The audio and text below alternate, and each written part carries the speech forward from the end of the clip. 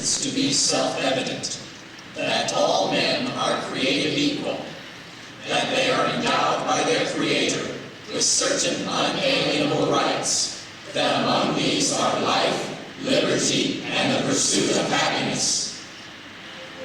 With these words from the Declaration of Independence, we defined ourselves as a nation.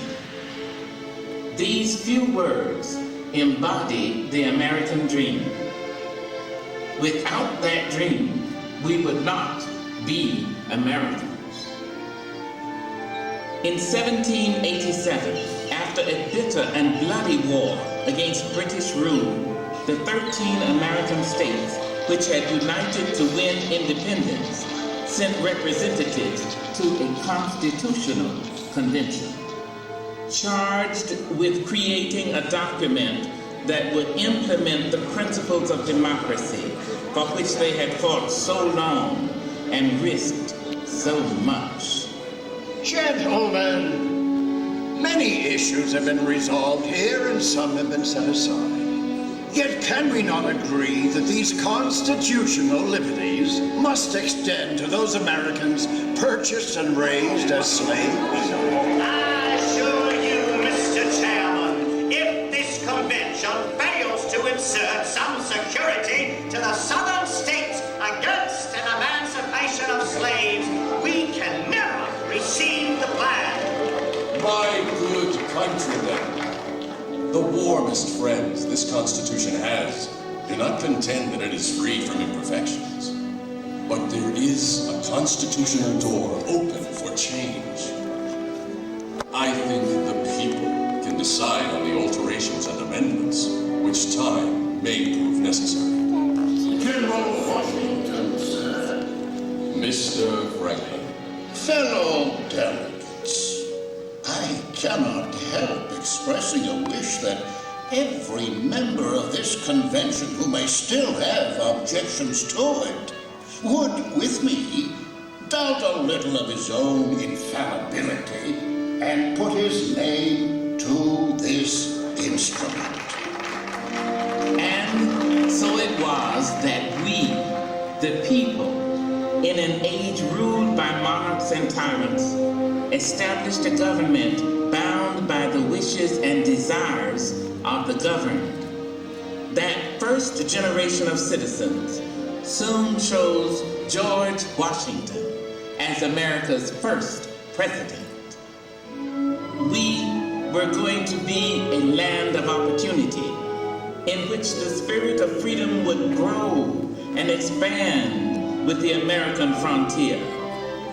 Yet, planted in our path every step of the way were the seeds of unresolved conflict. The federal government's tariff is hereby declared null, void, and no law in the state of South Carolina.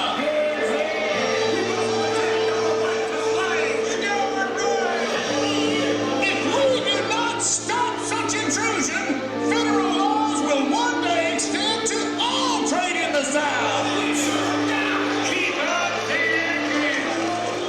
But Americans have always had a gift for summoning leaders equal to the deadliest crisis. And one of them was President Andrew Jackson.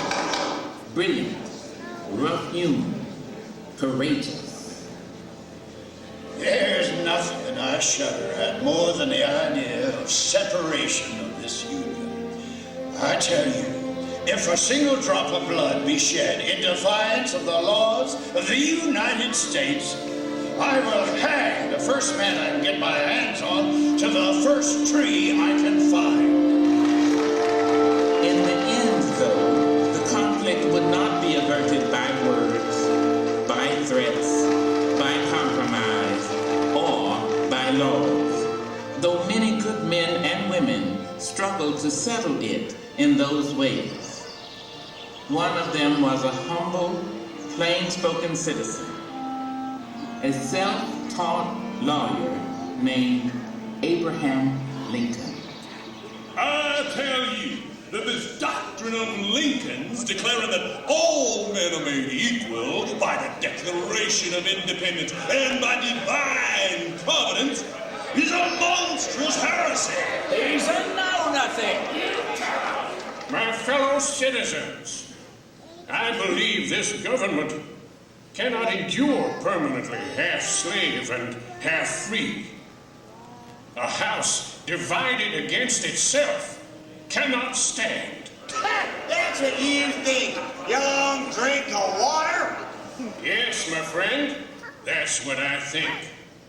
If you have listened to suggestions to believe that all men are not created equal, let me entreat you to come back. If the Declaration of Independence is not the truth, let us get the statute book in which we find it and tear it out. Who is so bold to do it? No one. I won't.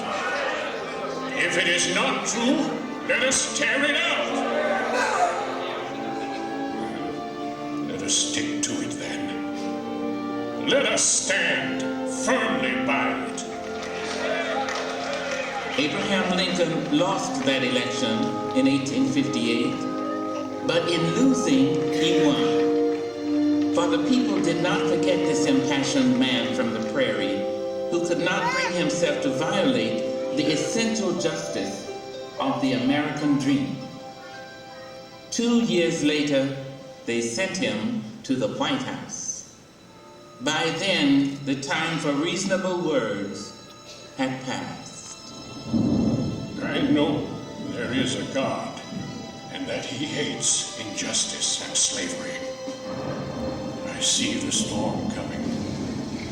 I know his hand is in it. We Americans had given Lincoln the hardest task any American president would ever face.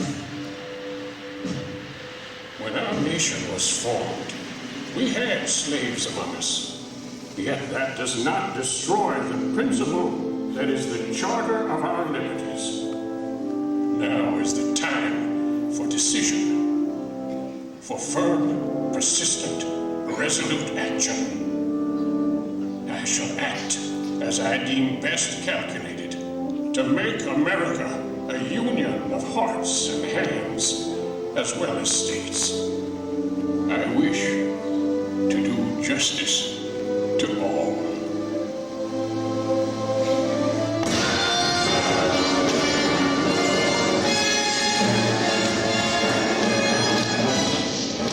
So the blood of America was shed in a great civil war. And when it was over, the nation had been preserved, and the institution of slavery was gone forever. But the prejudice and injustices it left in its wake would test every generation of Americans down to our own. Still, the dream endured.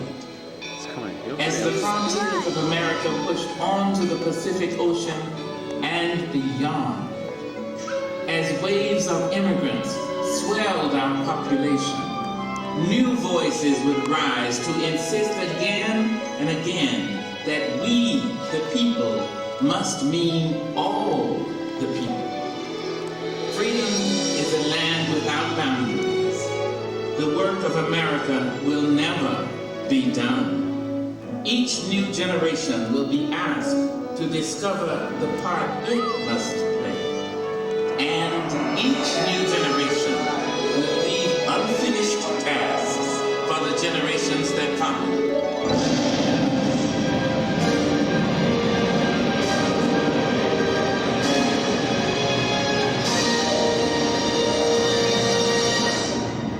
As long as the dream endures.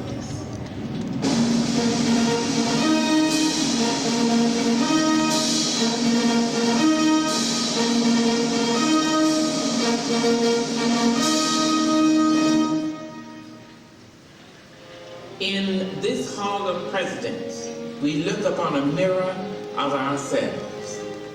The leaders we have chosen to safeguard our rights and our ideals, to imagine the future and to embrace its challenges. Ladies and gentlemen, the presidents of the United States. George Washington, John Adams, Thomas Jefferson, James Madison, James Monroe, John Quincy Adams, Andrew Jackson,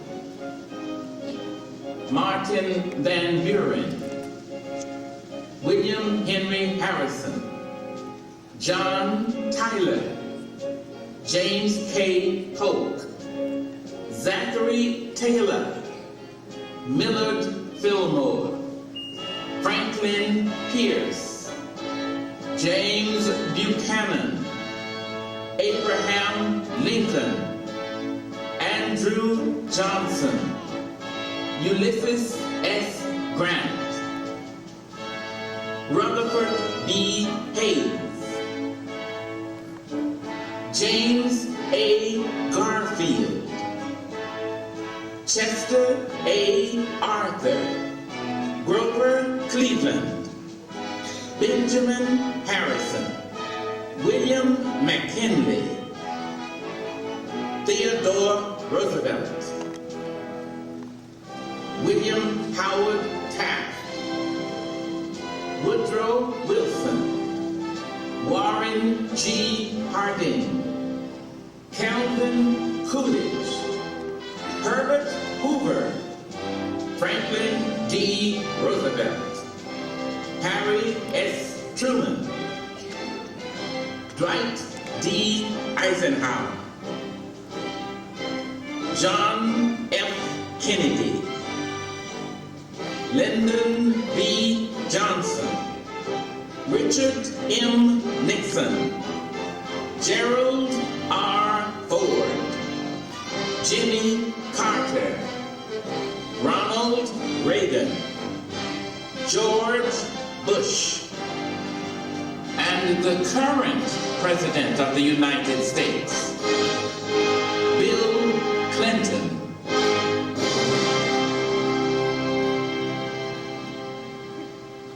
My fellow citizens, we are the heirs of the great American Revolution. As this millennium draws to a close and the 21st century approaches, let us pause to honor the very idea of America. America mirrors the world's diversity, yet it remains united in its struggle to uphold fundamental freedoms. We believe our nation's happiness still evolves from liberty, from opportunity, and from the vision of equality set forth by our country's Declaration of Independence. And today, our nation stands as a symbol of freedom and inspiration to people all around the world. There is nothing wrong with America that cannot be cured by what is right with America. And there is nothing wrong with the world that cannot be cured by the ideals that America represents. Those principles have no borders.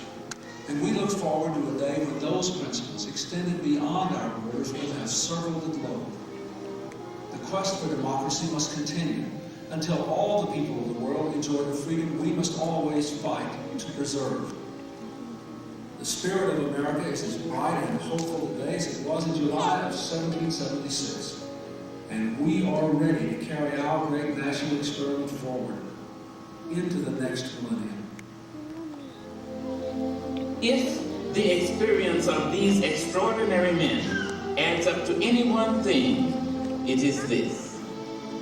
To be true to the American dream, one must have the wisdom to remember and the courage to change. In honoring these men, protectors of our heritage, servants of our dreams, guides to the future we face together, we honor the enduring meaning of America. We the people, hear in their voices the voice of our own hearts. President Abraham Lincoln. My fellow countrymen, I have often inquired of myself what great principle or idea it was that kept this Confederacy so long together. It was that all should have an equal chance, that all are created equal. This is the sentiment embodied in the Declaration of Independence. Most governments have been based on the denial of rights. Ours began by affirming our rights. Let us turn this government into the channel in which the framers of the Constitution originally placed it. If we cannot give freedom to every creature, let us do nothing that will impose upon another creature. True democracy makes no inquiry about the color of the skin or place of birth or any other circumstance or condition. We propose to give all a chance. We expect the weak to grow stronger, the ignorant wiser, and all better and happier together. Let it be as nearly reached as we can. For the struggle of today is not altogether for today. It is for the vast future also.